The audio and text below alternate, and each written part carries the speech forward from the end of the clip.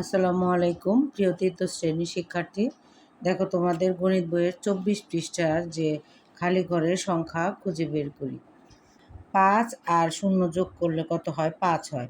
আর আমাদের এখানে এককের ঘরে আছে 7, তাহলে এই 7 থেকে 5 আমরা যদি বাদ দেই কত থাকে? 5, 6, 7, 2। তাহলে আমরা এখানে 2 বসাবো, এখানে আমরা 2 লিখব। তারপর এখানে দশকের ঘরে আছে 0, এখানে খালি ঘর আছে, তাহলে 0 আর এখানে আছে 1। 1 আর 0 যোগ করলে কত হবে? 1 হবে। আর এখানে আছে 5, তাহলে 5 থেকে 1 আমি বাদ দিব। বাদ দিলে কত থাকে? 5 থেকে 1 বাদ দিলে 4 থাকে। আমি এই যে দশকের ঘরে 4 লিখব। তারপর দেখো এখন শতকের ঘর, যেহেতু আমাদের শতকের ঘরে তোমার কত হবে সেটা লিখতে হবে। তাহলে দেখো এখানে আছে 1 আর এখানে আছে 2। 1 আর 2 যোগ করলে 3।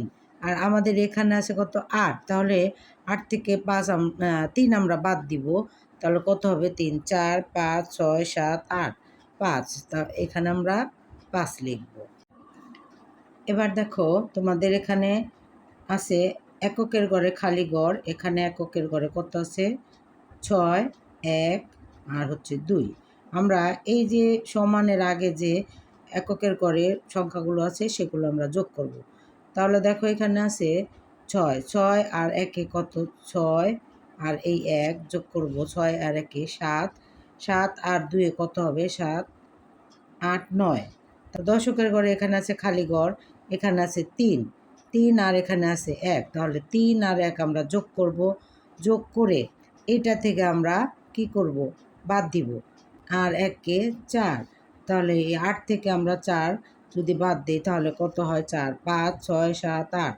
কত হলো? 4 হলো। এই যে দশকের ঘরে আমরা 4 লিখলাম। তাহলে এখন দেখো শতকের ঘরে।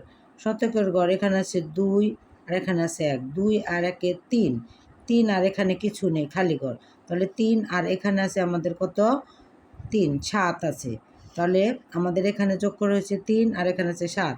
7 থেকে 3 আমরা বাদ দিব। 3, 4, 5, 6, 7। কত হলো? 4 হলো। এই যে আমরা এখানে লিখব 4, শতকের ঘরে লিখব 4। এখন দেখো আমাদের শতকের ঘরের কাজ শেষ। এখন হাজারের ঘর। হাজারের ঘর এখানে আছে 4, এখানে খালি ঘর, এখানে আছে 3। তাহলে এই 4 আর এই 3 আমরা যোগ করব। 4 আর 3 কত? 7। আর এখানে আছে কত? 9। তাহলে এই 9 থেকে আমরা 7 বাদ দিব। 7, 8, 9 কত হলো? 2। 2 আমরা এখানে 2 লিখব। এখন এগুলো যদি আমরা যোগ করি দেখবে যে এরকম এটাই হয়েছে, 9,789 হয়েছে। তো